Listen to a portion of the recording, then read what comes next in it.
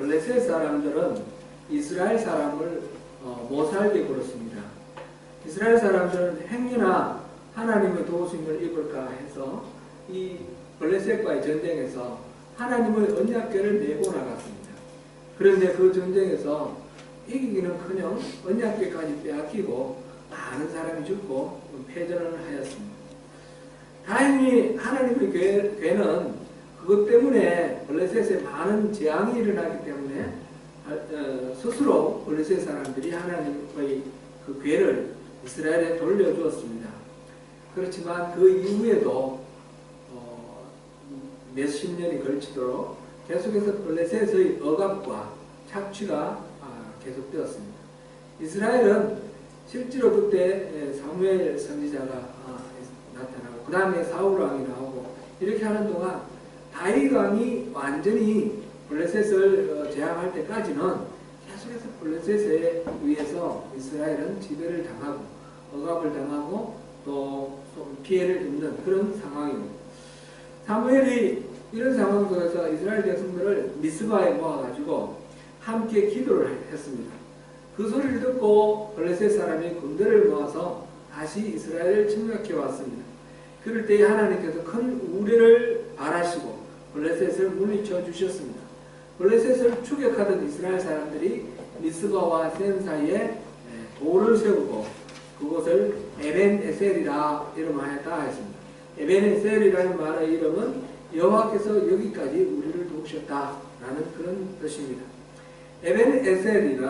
에벤에셀은 지금까지 우리를 있게 하신 하나님의 그 은혜와 그 사랑을 인정하는 우리의 신앙 고백을 말할 때 에벤에셀 이렇게 말합니다. 2018년 한 해가 저물어가는 순간입니다. 여러분의 삶에서 2018년 한 해는 어떤 해였습니까? 블레셋이 발호하고 날뛰고 이스라엘은 숨도 쉬지 못할 정도로 길을 펴지 못하던 그런 어려운 순국과 같이 2018년 우리 성도님 여러분들의 삶 속에서도 어려움과 시련의 한 해였습니까? 아니면 하나님이 나타나서 우리를 바라여 늘 괴롭히던 저 블레셋을 저만치 쫓아내었던 것처럼 기쁨과 즐거움의 한 해였습니까? 우리가 사는 이 세상에는 햇빛도 필요하고 또 해를 가리는 구름과 비도 필요합니다. 햇빛도 구름도 다 필요한 줄 아시는 하나님께서 우리에게 그 은혜의 선물로 햇빛과 비, 구름을 함께 주십니다. 2018년을 보내시면서 에베네셀의 하나님을 다시 한번 묵상하시면 좋겠습니다. 시간이 한 5분 정도 더 남는 것 같아서 조금만 더 말씀을 드리겠습니다. 아메리칸컵 요트 경주대회 아십니까?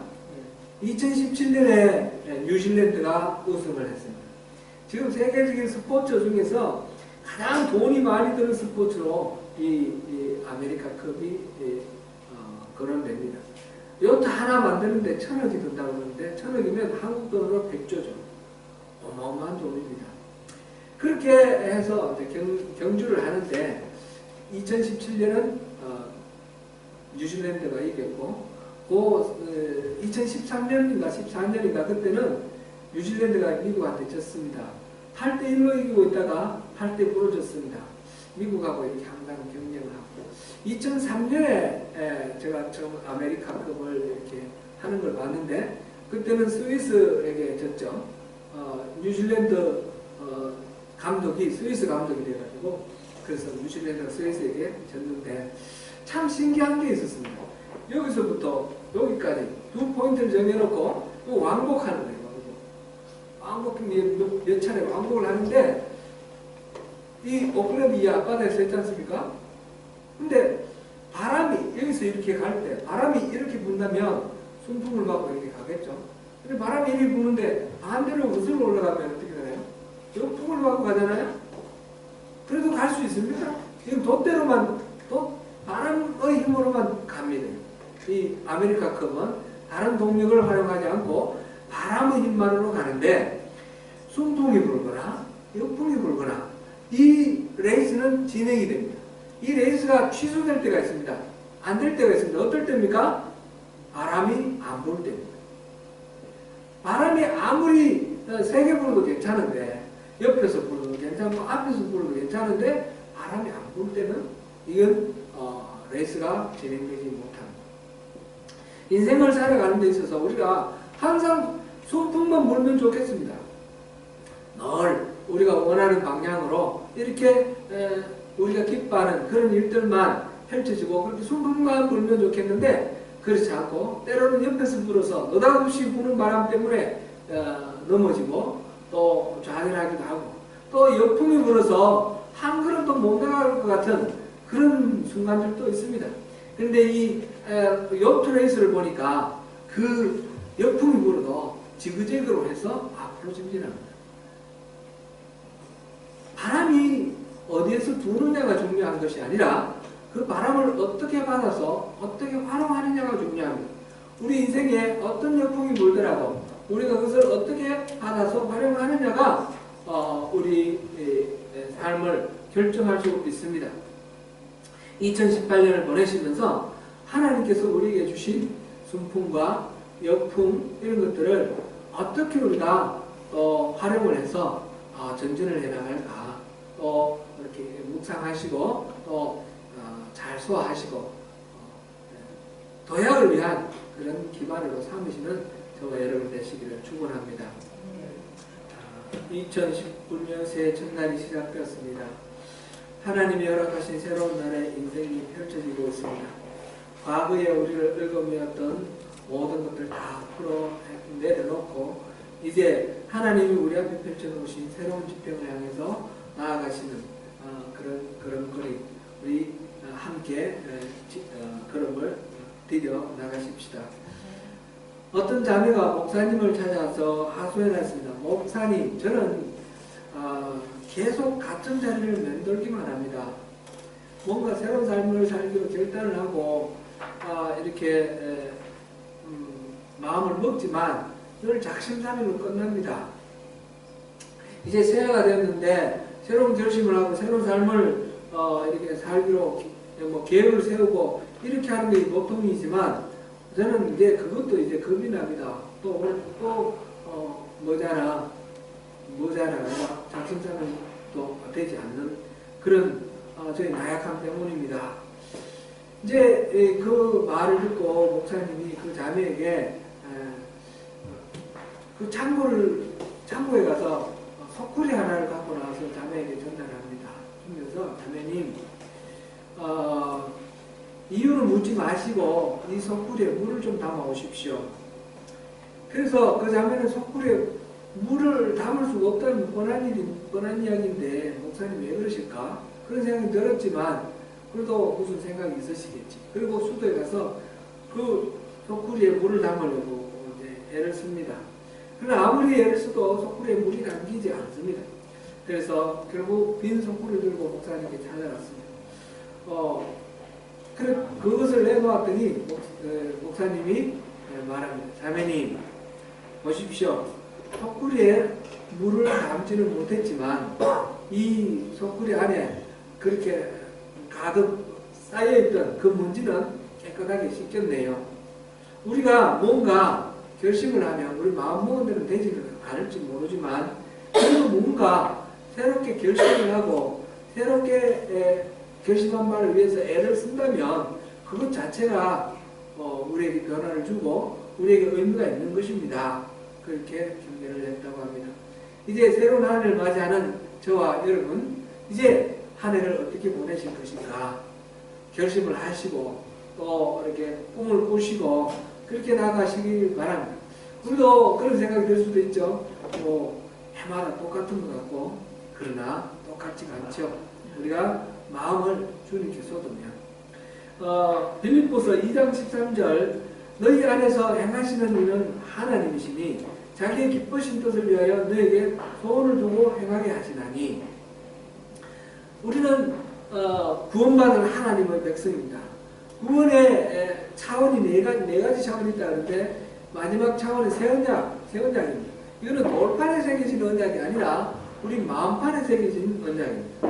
성령님이 우리 안에 오시면 우리가 이 말씀대로 살아야지 그 결심을 하고 막 애를 쓰고 그 계명대로 이렇게 분투하면서 그렇게 우리가 율법에 매달리는 그런 삶을 사는 것이 아니고 우리 안에 계신 성령님이 우리에게 하나님 뜻대로 살고자 하는 그런 마음을 심어주신다는 거죠.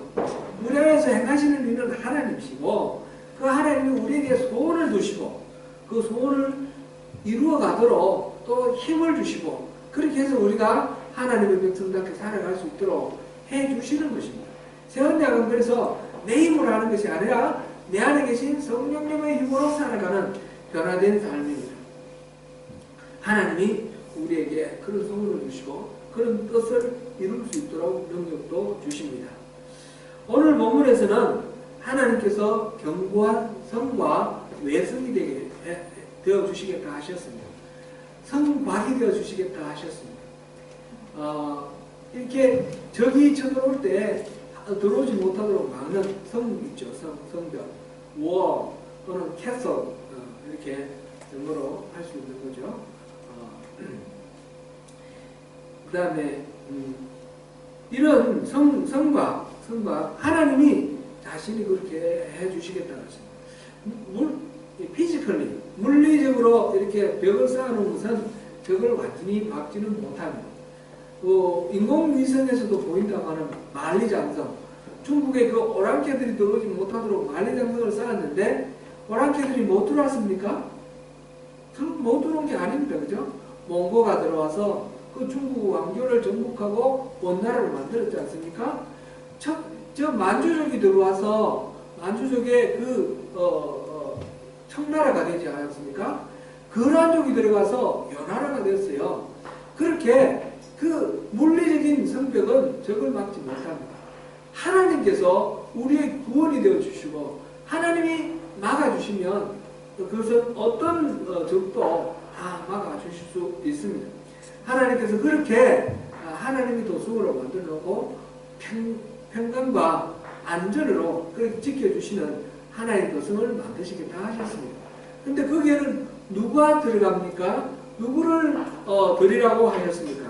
오늘 보니까 너희는 문들을 열고 신의를 지키는 의로운 나라가 들어오게 할지라. 신이 의로운 나라. 그리고 3절에 보니까 주께서 심지가 견고한 너를 평강하고 평강하도록 지키시리니 이는 그가 주를 신뢰함이니이다. 여기서 두 가지 개념이 있습니다. 하나는 의로움이라는 개념이고 하나는 신뢰, 신실함이라는 그런 개념입니다. 하나님의 도성에 들어갈 수 있는 사람은 신실한 사람이고 의로운 사람입니다.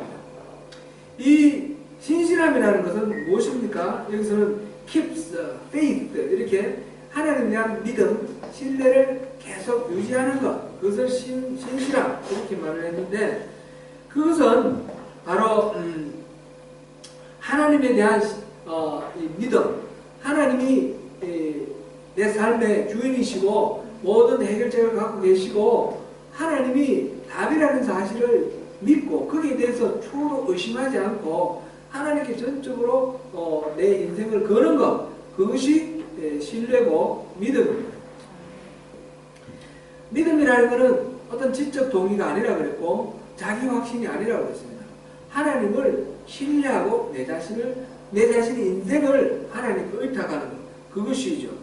그렇게 하나님께 전적으로 의뢰하는 사람을 어렵다라고 말합니다. 어렵다라는 것은 도덕적으로 안전무결하다는 것보다는 하나님의 의를 빌어서 그 하나님께 의지함으로써 하나님과의 올바른 관계 속에 서 있는 것입니다. 자기에게는 선함이 없다는 것을 인정하고 하나님의 의를 의지하는 것. 이것이 바로 성경에서 말하는 의로움의 개념입니다. 그래서 신실함과 의로움은 결국은 신실한 하나님에 대한 신뢰로 신실한 사람이 바로 의로운 사람이다. 결국 의로움은 신실함의 어떤 결과다 이렇게 말할 수가 있습니다. 그렇게 철저하게 하나님께 붙들려 있는 사람, 그런 사람을 여기서 보니까 심지가 견고한 자다 이렇게 표현을 했습니다. 마음이 흔들리지 않는 steadfast라는 단어를 썼습니다. 그런 심지가 견고한 자에게 하나님이 평강을 주시겠다 했습니다. 하나님을 신뢰하고 그 신뢰하는데 헛들어짐 없는 그런 심지가 견고한 사람. 그래서 너희는 여호와를 영원히 의뢰하라 이렇게 당부하고 있습니다. 사랑하는 성도 여러분, 2019년 한 해를 어떻게 보내면 좋겠습니까? 우리도 이사야 선지자처럼 이렇게 노래하는 주인공이 되면 좋겠습니다. 우리에게 견고한 성읍이 있으며 여호와께서 구원을 성벽과 외벽으로 삼으시리로다. 하나님께서 우리의 성벽이 되어주시는 그런 한 해가 되면 좋지 않겠습니까? 여러분도 그렇게 생각하시죠? 아멘. 그렇게 하기 위해서는 어떻게 해야 되죠? 하나님을 더욱 신뢰하고 하나님과 올바른 관계 속에서 의로운 자, 이 신실함과 의로움이 하나가 되는 그런 사람이 되는 것입니다. 스스로 사실 지금 이사야 25장, 26장인데 26장 앞에 25장은 자기가 만든 성으로 이렇게 안전을 도모하려고 하는 모압에 대한 이야기가 나옵니다. 자기의 노력으로 안전을 도모하고자 하는 어떤 노력도 성공할 수가 없습니다. 하나님을 신뢰하고 하나님이 보호해 주시는 그 울타리 안에 있을 때에 참된 안정과 평강이 있습니다. 거기에서 마음이 흔들리지 않는 것, 그것이 정말 복입니다. 우리 빌립보서 3장 12절부터 14절까지 우리 한번 읽어보시겠습니다. 빌립보서입니다. 빌립보서. 제가 가진 성경번호는 321쪽입니다. 빌립보서 3장 12절부터 14절까지 같이 읽겠습니다. 시작. 내가 이미 어떠함도 아니요 온전히 이루었다 함도 아니라 오직 내가 그리스도 예수의 잡힌바 된 것을 잡으려고 달려가노라. 형제들아, 나는 아직 내가 잡은 줄로 여기지 아니하고 오직 한 일 위에 있는 것을 들어보고 앞에 있는 것을 잡으려고 혈례를 하여 그리스도 예수 안에서 하나님이 위에서 부르신 부름의 상을 위하여 달려가노라. 아멘. 2019년 한 해 새로운 소망으로 풍성한 결실을 맺으시는 저와 여러분이 되시기를 축원합니다. 잠깐 기도하겠습니다.